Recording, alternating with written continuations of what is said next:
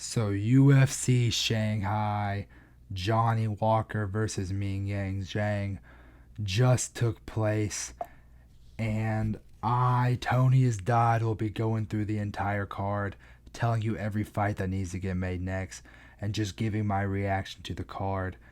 Now, the reason I sound like this is because I've literally been up since I haven't gone to sleep, man. I've been up since 8 o'clock yesterday, and I decided to pull it all nighter. So I'm literally on one fucking HP. I'm literally on one HP right now. And the upset of all upsets happened. Johnny Walker beat the fuck out of Zhang Mingyang in the second round, bro. Like, Johnny Walker, I don't know how he avoided his own execution, but he did it. This was literally set up for Mingyang Zhang to execute Johnny Walker on live television. And Johnny Walker found the weaknesses, man. He chopped the low kick, destroyed Mingyang Zhang's leg, and then he just finished him off with ground and pound. But, dude, I am pissed because I was a firm believer in Mingyang Zhang. And now I'm going to look like a fucking idiot. Not even like 12 hours ago, I made the top 10 best undefeated fighters in the UFC, and I put Mingyang Zhang in there, bro. And now the video's ruined. It's going to age like fucking milk, bro. But, yeah, Johnny Walker starts this fucking fight by pulling guard. He fakes a glove tap, shoots a takedown, and goes immediately into fucking guard. Just starts the fight by pulling mount on his fucking opponent.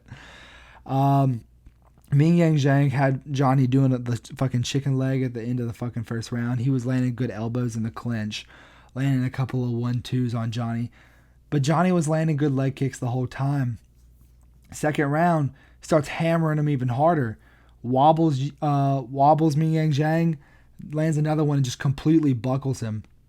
And then Mingyang Zhang is shooting panic takedown, trying to get Johnny Walker to the ground. Johnny Walker just stuffs his ass into the fucking ground, bro. How did Mingyang Zhang lose? Like, this was perfectly set up. And I think I jinxed it, bro. I really think I jinxed it. Because 5 minutes before the fight, I posted this fucking picture because I thought it was so sure that Johnny Walker was about to get knocked out. And I jinxed it, bro. Mingyang Zhang got fucking emoted on by Johnny Walker, bro.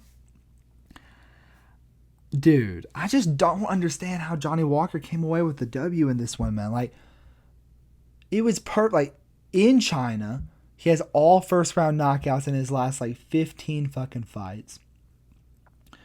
Johnny Walker gets knocked out by a gust of wind, and you feed him to the fucking Chinese undefeated prospect in the UFC, and he somehow gets it done, man. I guess having Walter Walker in your corner, having Eric Nixick, man, people were hating on Eric Nixick. Eric Nixick just locked in for Johnny Walker, bro. But, yeah, man, like, it just really hurts my soul because I was a big Mingyang Zhang fan, and now it looks like he's going to have to work his way all the way back up. Like, losing to Johnny Walker in 2025. Like, I was saying Mingyang Zhang's a fucking future title contender. I was, like, dude, first and foremost, I know people are going to be in the comments being like, how the fuck did you pick Mingyang Zhang? Dude, he was like a 90% favorite, bro. There's no way you were picking him, bro. Maybe if you were the fucking 10% of people that were picking Johnny Walker, good for you, bro. But 90 to 95% of people were picking fucking Mingyang Zhang to brutally sleep Johnny Walker in the first round. And I just don't get it, bro. You can do as much research into the fucking fights as you want, bro. And it doesn't even matter. It doesn't matter just because Johnny Walker will use his fucking goofy ass fluke magic to fluke the fucking KO, bro. Yeah, man. Johnny Walker gets it done. And I think that his call out was perfect. I think Johnny Walker versus Jan Blachowicz makes the most sense in the world. And for Mingyang Zhang, I think he's got to fight like Alonzo Minifield. He needs to fight Dustin Jacoby. Like, this is who we're talking about for Mingyang Zhang now. Like, this dude was 2 fights away from the belt.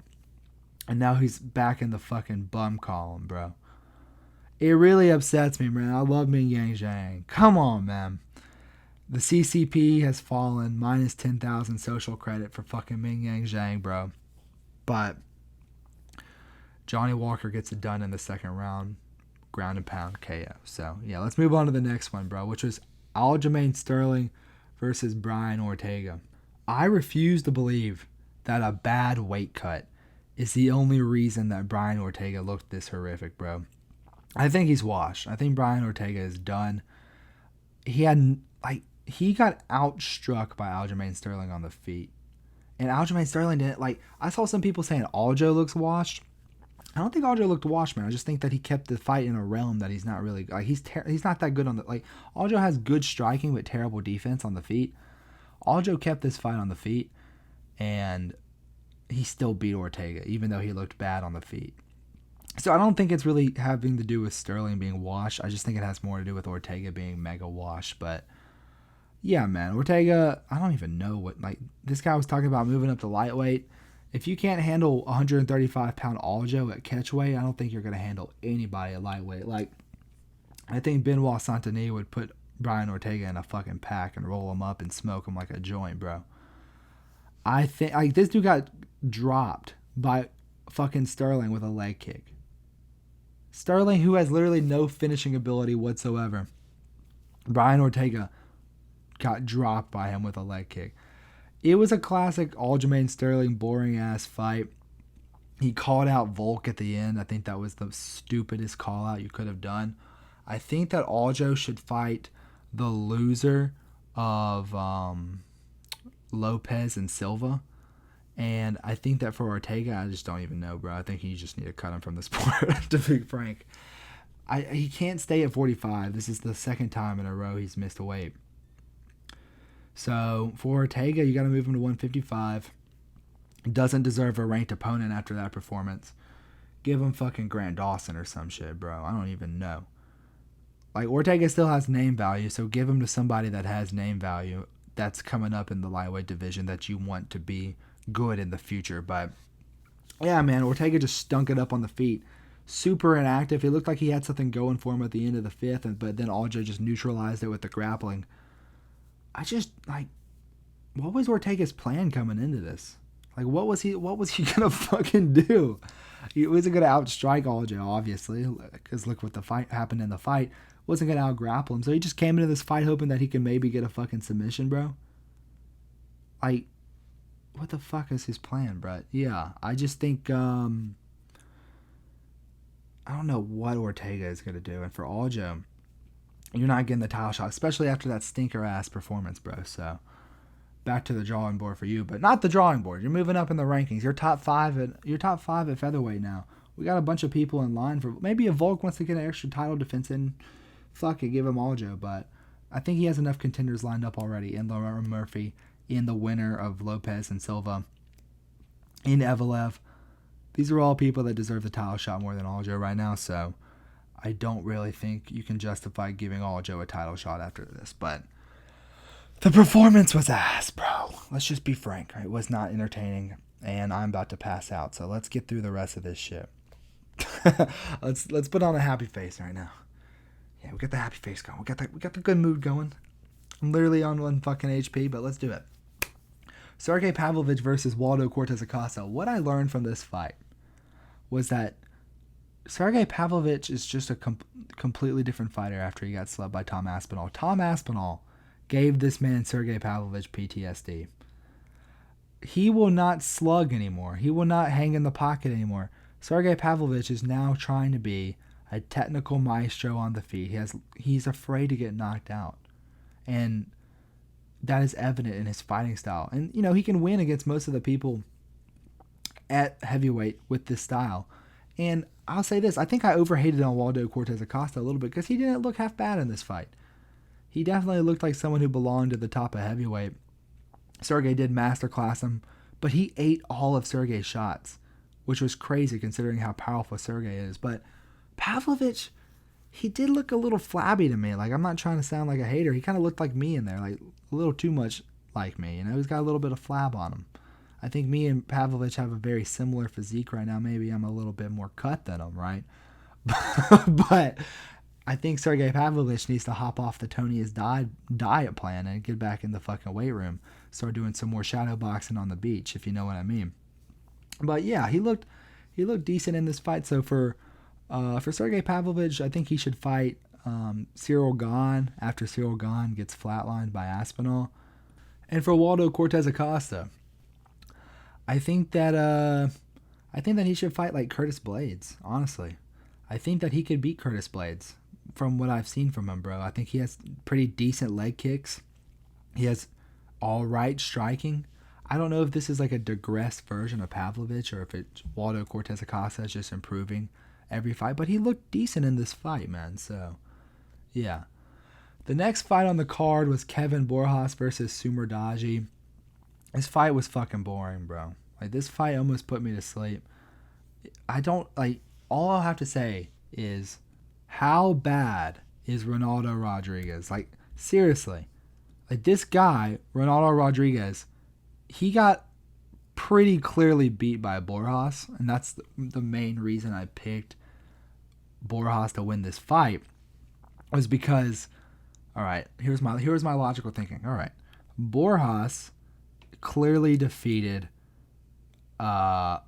Lazy Boy, and Lazy Boy had a super close fight with Ode Osborne, and Ode Osborne, he had a super close fight with Steve Erceg, and Steve Erceg had a super close fight with Pantoja. So by that logic, I just felt like Borjas was on a higher level of MMA. I know this is MMA math, but I just was like, he just seems to be a higher level MMA fighter than Sumer Daji, but he just got absolutely destroyed in this fight, and he honestly showed some of the worst fight IQ I've ever seen in an MMA fight. But at the end of this, he was literally shooting takedowns, trying to get fucking takedowns when he's down 2 rounds. His coaches are screaming at him at the top of their lungs, strike with him, you need to strike with him, you need to knock him out. And he was just fucking standing there, like, flicking a fucking, like, Sumer Daji was just too lengthy for him. And so, yeah, he just beat the fuck out of him. And it was a pretty uneventful fight, to say the least, you know? So, I don't really care who either of these people fight next. Maybe Sumer Daji's like, maybe he can fight Kai Asakura or some shit, but I don't really care what Borjas does. The next fight on the card was Tyulek Naraji versus Kiefer Crosby. And let me say this, man. Respect to Kiefer Crosby, bro. Big respect to Kiefer Crosby. I'm not sure how Lucas Tracy picked this guy, but he got the fuck beat out of him in the first half of this fight. And then he got illegally kneed. And he got illegally kneed so bad, his nose, it looked like his nose was broken, and there was blood gushing out of his nose at rapid speed. And I was like, that's it, bro. He just fucking lost the fight. Kiefer Crosby just secured the W. But Kiefer Crosby, he's not no fucking, he's a Lionheart, bro. He's like Smith. He's not going to take that shit like the Aljo way. He showed the real respect. But yeah, the Tyulek guy, Naraji, he looked pretty good, but I think he kind of fucked up his debut. Like, he's on the main card. He's a big star in China. They were trying to showcase him to the Chinese audience. And I think most people are going to remember the illegal knee more than him brutally finishing Kiefer Crosby right after this. But on the other hand, Kiefer, he could have just taken a little bit more time. Like, he was probably going to get destroyed regardless. But Mark Goddard was like, hey, you want to continue? He's like, yeah, let's go right now. Like, nah, bro, take your fucking 5 minutes and then go. And then get your 2 points. And then you're fresh. You're not concussed. But respect to Kiefer Crosby. Unfortunately, he's now 0-3 in the UFC, and he's lost by finish every single time. So I think they're going to have to cut him. This guy's probably just Conor McGregor's training dummy, but pass him a couple, give him a couple racks and send him on his way. Give him a nice pat on the back, say, respect, Kiefer. Send him on his way. But yeah, the next fight on the card was Gage Young versus Mahashate. Another fight I got wrong. I thought that Mahashate's size, like, he was so much bigger than Gage Young in this fight. I thought his size and his style would be enough to kind of combat Gage Young. And Gage Young has looked good in his fights, but he's lost them. And so I'm just thinking, like, I'm not going to fucking pick someone based on losing. But I probably should have, because Gage Young looked very good in this fight. Chris boxing, he ate a lot of big overhands from Mahashate, big twos down the pipe. Close rounds, but Gage Young clearly won. Mixed in a little bit of grappling in there. He mostly got stuffed, but he still landed good shots in the clinch, and he beat Mahashate. So, yeah. The next fight on the card was, oh my God, I can't believe this.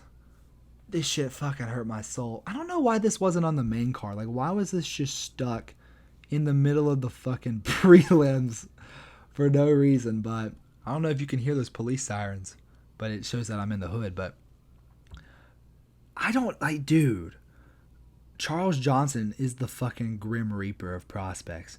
This guy's the fucking boogeyman for anybody that wants to be good at flyweight. He just comes and takes your fucking soul, because this guy, he's like people say Peter Yan. He's analyzing the data. That's what Charles Johnson does. He analyzes the data. He gets the fuck beat out of him the first round, and that's what, Kavanaugh looked super on the first round. Like, he was piecing up Johnson. He was flowing nice, landing crazy combos, hitting a couple of takedowns. The scrambles in this fight were crazy as well. But Charles Johnson, he analyzed the data, man. And he saw that Kavanaugh was predicted by most people to be a UFC champion in the future. And he had to humble him. He had to humble him real quick. And he just fucking knocked out Loner Kavanaugh. Or they were calling him Loney Kavanaugh. He knocked him out cold because Loney Kavanaugh, he landed a combo on Johnson and he backed up with his hands down. He just got fucking caught right on the fucking chin and put out, grounded, pounded. And that's the end of that. For Charles Johnson, I think him versus Steve Erceg makes sense. Steve Erceg, he, his last fight was against O'Day Osborne on short notice, and he looked terrible in it. Charles Johnson, his last opponent that he lost to popped for steroids, and even though he was technically clean, like in the window, so none of it got overturned or no contest, the guy's still suspended for a year, even though his win over Johnson didn't get overturned. So Johnson's last opponent, now you think he was just taking steroids to train and not use them in the fucking fight? Okay, I mean, I guess you could say he was using it for recovery reasons, but still, he popped for steroids and he fought Charles Johnson. So we're not even don't even think about that. Charles Johnson beat Joshua Van, beat Azza Maxim, which is really good. He beat Jake Hadley. He beat Sumerdaji, who just won. He just beat Loner Kavanaugh. I mean, Charles Johnson is a fucking force to be reckoned with. I was looking at his tattoos. Why does he have the Olympics on his back? Can someone please tell me this? I know he was not an Olympic wrestler, an Olympic boxer or anything. Can someone please tell me why this guy has the Olympics tattooed on his back? Because I was thinking maybe he was at the trials, but why would you get a full back tattoo if you were at the trials and you didn't even get in? But yeah, man. Charles Johnson, he deserved to be ranked above Asakura the whole time. So I was not crazy for saying that, at least, The next fight on the card was Rong Zhu versus Austin Hubbard. I'm going to be completely honest. I don't really, I'm pretty sure if I'm remembering correctly, this fight, I think Austin Hubbard just got the fuck beat out of him. I might have taken a little power nap during this one right here. Not that it was a boring fight, but if I'm remembering correctly, Rong Zhu, he just kind of beat the fuck out of Austin Hubbard in the boxing, and he just won by unanimous decision. So I'm not going to give a breakdown on this one because I'm going to be honest, I was kind of out of it during this one. But I'm going to tell you which one I do remember. I remember Michelle Pereira getting knocked the fuck out by Kyle Dawkins in 30 seconds. Look, if you go rewatch my prediction video, I said in the video, I am very tempted to pick Kyle Dawkins because of how shit Michelle Pereira was. And I was telling my friends too, bro, I really have a feeling Kyle Dawkins might win. But I didn't pick him because I was like, okay, Michelle Pereira, he's lost to fucking Fluffy, who's gone on to be great. And he's lost to the Dagestani guy, Abus. So I'm like, those are 2 wins in the top 15, not too bad. This motherfucker Kyle Dawkins just did better than Fluffy. He put out Michel Pereira in 30 seconds. And he just did better than what's his name too, Abus, who's going to be probably ranked 15 if he beats Joe Pyfer. Him and Joe Pyfer are fighting for the 15 spot.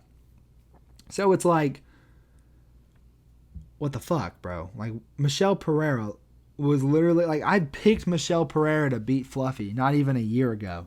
This guy was the fucking main event. He was on like an 8-fight win streak in the UFC. He had aura. I feel like what happened to you, Michel Pereira? Why are you completely cooked now?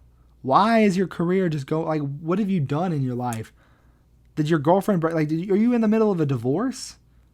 Like, what happened to Michel Pereira? Like, he just lost his mojo completely. And I guess Kyle Dawkins, he's back in the fucking UFC, man. He was on think about who Michel Pereira was originally supposed to fight. It was, I'm blanking on his name right now. The guy's name was Marco Tulio. He was originally supposed to fight Marco Tulio. Just imagine how bad Marco Tulio would have done Michel Pereira. Michel Pereira is washed. I don't think here's a theory. Maybe he was on steroids and now he's not. And he just can't fucking perform like he used to. You know? Like, I think you have to cut him from the UFC, honestly, bro. And I think for Kyle Dawkins, you give him like Michel Olajaychek. And for Michel Pereira, if you're getting flatlined by fucking Kyle Dawkins, I think it's bye, bro. Like, I don't know what is going, like, what happened to you, bro? What happened? But yeah, man, Michel Pereira is fucking cooked. He is cooked, beyond cooked. The next fight on the, dude, this fight was crazy. Fucking Kanye West Yeezus right here. Yeezus, he just starts, like, Weston Wilson was a sacrificial lamb in this fight. And it showed a lot. It showed very heavily. He got knocked out like 4 times in this fight. And I'm pretty sure they had to take him out on a stretcher. But yeah, Yeezus just basically bum rushed Weston Wilson. Used his reach advantage over him. 1-2, 1-2, 1-2, drops him. 1-2, drops him again. 2, drops him. Hits him with another shot on the ground. And it's over. Weston Wilson, I guess you got a free flight to China. But I think you're gone from the UFC. And yeah, man, he's a guy, definitely someone to look out. He was a huge favorite on the card. And, you know, he fucking showed up. So yeah. The next fight on the card was Su Young Yu versus Long Zhao. This fight was crazy. I honestly thought that Long Zhao should have won, but I don't think it was a robbery. I think that the Chinese crowd was cheering for him after he landed any shot. I think that the second round of this fight could have gone either way. I think Su Young Yu clearly won the first. Long Zhao clearly won the third, so it's really up to who you give the second round to. It could have gone either way, but it seemed like I thought that Long Zhao did more damaging shots in the second round, but at the end of the fucking fight, they decided to do the Max Holloway point down with elbows, and they did it for like a whole minute straight, and it was fucking badass, man. And that's when I still had some energy left in me to fucking scream. And I think I woke up my roommate and my neighbor because I was going crazy during this shit. But yeah, this was a crazy fight. Keep both guys around. And the final fight on the card was Uran Saltibayev versus Dr. Nurzargayev. And, bro, Uran got a fucking Ezekiel choke. It was the 4th Ezekiel choke ever in UFC history. The other 3 are, one is by Volkov, and he hit it against Tai Tuivasa, and the other 2 are by Oleanik. And I don't know who he hit him against, but I know he has 2 of them because he's like associated with the choke. But I mean, what is Nurzargayev like? You get subbed and you're 0-2 in the UFC. You get subbed by both of your opponents. I just don't know what this dude's fucking like goal is in the UFC besides like you didn't learn anything from your last fight and just got taken down, put into submissions about 4 times. and then finally got literally one of the most complicated submissions of all time put on you, bro. And yeah, man, I mean, I think you'll have to cut him from the UFC. And for Salty Bodiev, I'm gonna start glazing him, bro, because I think his first fight against the big guy that got cut, Martin Buday, I think that's gonna age pretty well. Martin Buday, he was 7-1 in the UFC, and he was he's a pretty decent fighter. And now he's got a fucking Ezekiel choke. And now he's at his right weight class, and he's got full camps, and he's got Uriah Faber in his corner, and he's training with Oral By. Yeah, I'm going to be picking fucking Salty Bodiev in every fight. He's the new Mingyang Zhang. So, yeah. So, here were my final predictions. I picked Zhang Mingyang to win by first round knockout. He almost got it. I picked Sterling. I originally had Sterling by decision, but then after the whole weight cutting incident, I switched to Sterling by KO, which was dumb of me. I should have known that Sterling can't finish. I thought it was going to be ground and pound, but for some reason Sterling decided to strike. And honestly, I forgot to mention this, bro. Let me pull up the picture of Aljo real quick. This fucking guy Sterling, he literally had Ortega hurt. He was holding his eye, and he gave him a fucking break. He could have gotten the KO, but he let Ortega off the hook. So that was pretty dumb of Aljo. He needs to stop being a fucking nice guy all the time, bro. He needs to be a fucking killer. But pick Pavlovich by decision. That was pretty crafty of me to get that one. I picked Borjas, unfortunately. I picked Naraji by KO first round. Almost got that one wrong with the fucking illegal knee. Mahashate got that one wrong. Kavanaugh got that one wrong. But I got the... Look at all my picks. If I just stuck to my decision for Sterling... And I honestly could have kept my submission for Salty Bodiev too. If I just kept to my original, I would have gotten all my predictions perfect. But overall, I went 7-12 on the card. I should have picked Michelle. I should have faded Michelle Pereira like I was thinking in my mind, bro. I should have picked Kyle Dawkins, but that will do it for the video. I just cannot believe that Johnny Walker won. Upset of the year. Definitely upset of the year so far. It just hurts my soul, man. I'm a big Mingyang Zhang fan, bro. So yeah, but if you liked the video, like, subscribe, do all that YouTube shit. Thank you guys so much for watching, and I'll catch you guys in the next one. Peace.